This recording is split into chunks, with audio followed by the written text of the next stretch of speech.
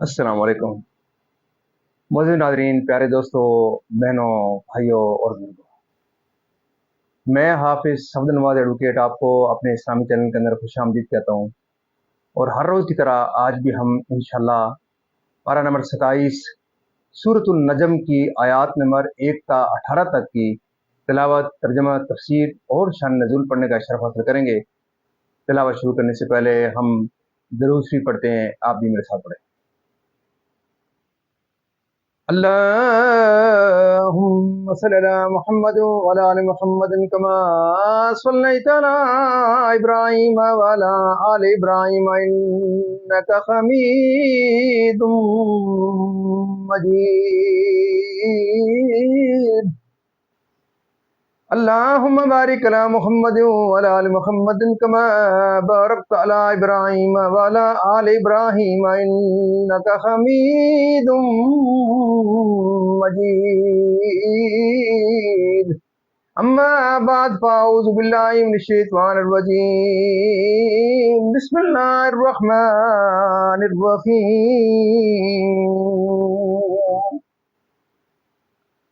والنجم إذا هوى ما ضل صاحبكم وما غوى ما ضل صاحبكم وما غوى وما ينطق عن الهوى إن هو إلا وحي يوحى علمه شديد القوى ذو مرة فاستوى وهو بالأفق الأعلى ثم دنا فتدلى فكان قاب قوسين أو أدنى فأوحى إلى عبده ما أوحى ما كذب الفؤاد ما رأى أفتمارونه ولا ما يرى وَلَقَدْ رَآهُ نَزْلَةً أُخْرَى عند سدرة المنتهى عندها جنة المهوى إذ يغشى السدرة ما يغشى ما زاغ البصر وما طغى لقد رأى من آيات ربه الكبرى. صدق اللہ العظیم. ترجمہ. سورۃ النجم مکی ہے، اللہ کے نام سے شروع جو نہایت مہربان رحم والا. اس میں 62 آیتیں اور 3 رکوع ہیں. اس پیارے چمکتے تارے محمد کی قسم جب یہ معراج سے اترے. تمہارے صاحب نہ بہکے نہ بے راہ چلے. تمہارے صاحب نہ بہکے نہ بے راہ چلے، اور وہ کوئی بات اپنی خواہش سے نہیں کرتے. وہ تو نہیں مگر وہی جو انہیں کی جاتی ہے. انہیں سکھایا سخت قوتوں والے طاقتور نے. پھر اس جلوے نے قصد فرمایا اور وہ آسمان بری کے سب سے بلند کنارے پر تھا. پھر وہ جلوہ نزدیک ہوا، پھر خوب اتر آیا تو اس جلوے اور محبوب میں 2 ہاتھ کا فاصلہ رہا، بلکہ اس سے بھی کم. اب وہی فرمائی اپنے بندے کو جو وہی فرمائی. دل نے جھوٹ نہ کہا جو دیکھا، تو کیا تم ان سے ان کے دیکھے ہوئے پر جھگڑتے ہو؟ اور انہوں نے تو وہ جلوہ 2 بار دیکھا. سدرۃ المنتہا کے پاس اس کے پاس جنت الماوا ہے. جب سدرہ پر جب سدرا پر چھا رہا تھا جو چھا رہا تھا، آنکھ نہ کسی طرف پھری نہ حد سے بڑی، بے شک اپنے رب کی بہت بڑی نشانیاں دیکھی۔ معزز ناظرین، یہاں تک اس کا ترجمہ اختتام پذیر ہوا۔ اب سورۃ النجم کی تفسیر شروع سے تفسیر۔ سورۃ النجم مکیہ ہے، اس میں 3 رکوع، 62 آیتیں، 360 کلمے، 1405 حروف ہیں۔ یہ وہ پہلی سورت ہے جس کا رسول کریم صلی اللہ علیہ وسلم نے اعلان فرمایا اور حرم شریف میں مشرکین کے روبرو پڑی۔ نجم کی تفسیر میں مفسرین کے بہت سے قول ہیں۔ بعض نے ثریا مراد لیے ہے، اگرچہ ثریا کئی تارے ہیں لیکن نجم کا اطلاق ان پر عرب کی عادت ہے۔ بعض نے نجم سے جنس نجوم مراد لی ہے۔ بعض نے وہ نباتات جو ساک نہیں رکھتے زمین پر پھیلتے ہیں۔ بعض نے نجم سے قرآن مراد لیے ہے، لیکن سب سے لذیذ تفسیر وہ ہے جو حضرت مترجم قدس سرور نے اختیار فرمائی کہ نجم سے مراد ہے ذات گرامی ہادی برحق سید انبیاء محمد مصطفیٰ صلی اللہ علیہ وسلم کی۔ صواخبکم سے مراد سید عالم صلی اللہ علیہ وسلم ہیں۔ معنی یہ ہے کہ حضور انور علیہ السلام نے کبھی طریقہ حق و ہدایت سے عدول نہ کیا، ہمیشہ اپنے رب کی توحید و عبادت میں رہے۔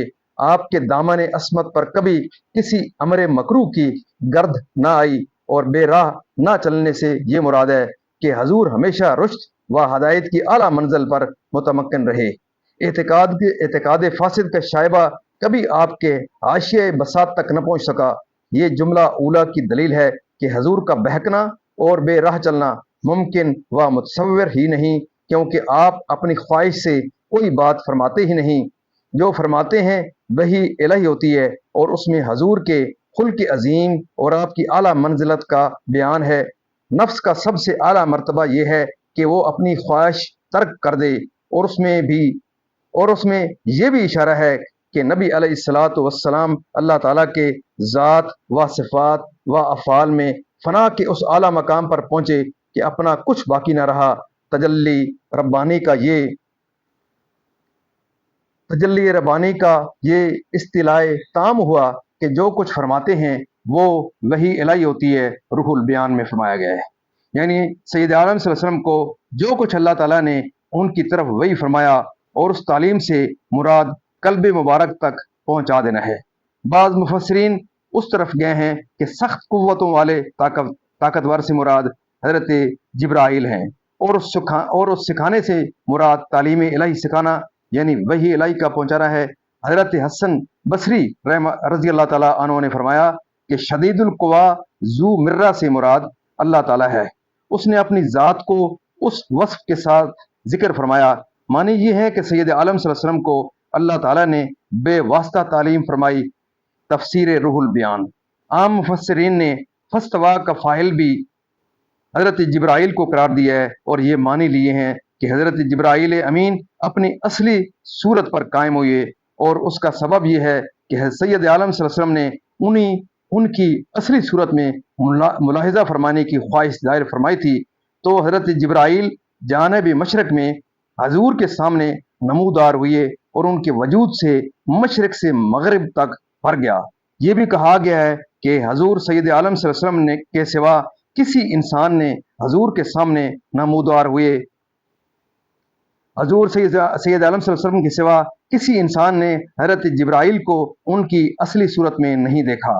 امام فخر الدین رازی رحمۃ اللہ علیہ فرماتے ہیں کہ حضرت جبرائیل کو دیکھنا تو صحیح ہے اور حدیث سے ثابت ہے، لیکن یہ حدیث میں نہیں ہے کہ اس آیت سے حضرت جبرائیل کو دیکھنا مراد ہے، بلکہ ظاہر تفسیر میں یہ ہے کہ مراد فاستویٰ سے سید عالم صلی اللہ علیہ وسلم کا مکان عالی اور منزلت رفیہ میں استوا فرمانا ہے۔ تفسیر کبیر۔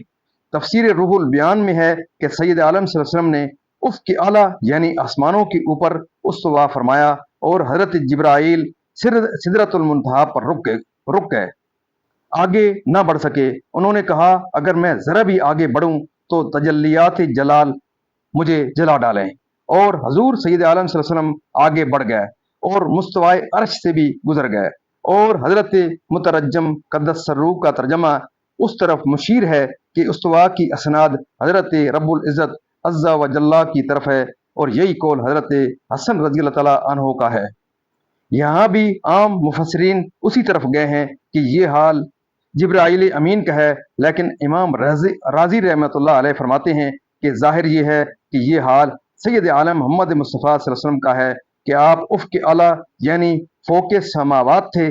جس طرح کہنے والا کہتا ہی ہے کہ میں نے چھت پر چاند دیکھا، پہاڑ پر چاند دیکھا، اس کے یہ معنی نہیں ہوتے کہ چاند چھت پر یا پہاڑ پر تھا، بلکہ یہی معنی ہوتے ہیں کہ دیکھنے والا چھت یا پہاڑ پر تھا۔ اسی طرح یہاں یہ معنی ہے کہ حضور علیہ الصلوۃ والسلام فوق سماوات پر پہنچے تو تجلی ربانی آپ کی طرف متوجہ ہوئی۔ اس کے معنی یہ بھی مفسرین کے کئی قول ہیں۔ ایک قول یہ ہے کہ حضرت جبرائیل کا سید عالم صلی اللہ علیہ وسلم سے قریب ہونا مراد ہے کہ وہ اپنی اصلی صورت دکھا دینے کے بعد حضور سید عالم صلی اللہ علیہ وسلم کے قرب میں حاضر ہوئے۔ دوسرے معنی یہ ہے کہ سید عالم صلی اللہ علیہ وسلم حضرت حق کے قرب سے مشرف ہوئے۔ تیسرے یہ کہ اللہ تعالیٰ نے اپنے حبیب صلی اللہ علیہ وسلم کو اپنے قرب کی نعمت سے نوازا، اور یہی صحیح طرح ہے۔ اس میں چند قول ہیں۔ ایک تو یہ ہے کہ نزدیک ہونے سے حضور کا عروج و وصول مراد ہے، اور اتر آنے سے نزول و رجوع۔ تو حاصل معنی یہ ہے کہ حق تعالیٰ کے قرب میں باریاب ہوئے، پھر وصال کی نعمتوں سے فیض یاب ہو کر خلق کی طرف متوجہ ہوئے۔ دوسرا قول یہ ہے کہ حضرت رب العزت اپنے لطف و رحمت کے ساتھ اپنے حبیب سے قریب ہوا اور اس قرب میں زیادتی فرمائی۔ تیسرا قول یہ ہے کہ سید عالم صلی اللہ علیہ وسلم نے مقرب درگاہ ربوبیت ہو کر سیدہ طاعت عطا ادا کیا۔ روح البیان بخاری مسلم کی حدیث میں ہے کہ قریب ہوا جبار رب العزت۔ یہ اشارہ ہے کہ تاکید قرب کی طرف ہے کہ قرب اپنے کمال کو پہنچا، اور با ادب احباب میں جو نزدیکی متصور ہو سکتی ہے وہ اپنی غایت کو پہنچی۔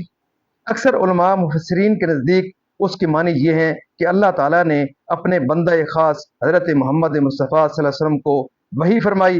حضرت جعفر صادق رضی اللہ تعالیٰ عنہ نے فرمایا کہ اللہ تعالیٰ نے اپنے بندے کو وحی فرمائی، جو وحی فرمائی یہ وحی بواسطہ تھی کہ اللہ تعالیٰ اور اس کے حبیب کے درمیان کوئی واسطہ نہ تھا، اور یہ خدا اور رسول کے درمیان کے اسرار ہیں۔ یہ خدا اور رسول کے درمیان کے اسرار ہیں جن پر ان کے سوا کسی کو اطلاع نہیں۔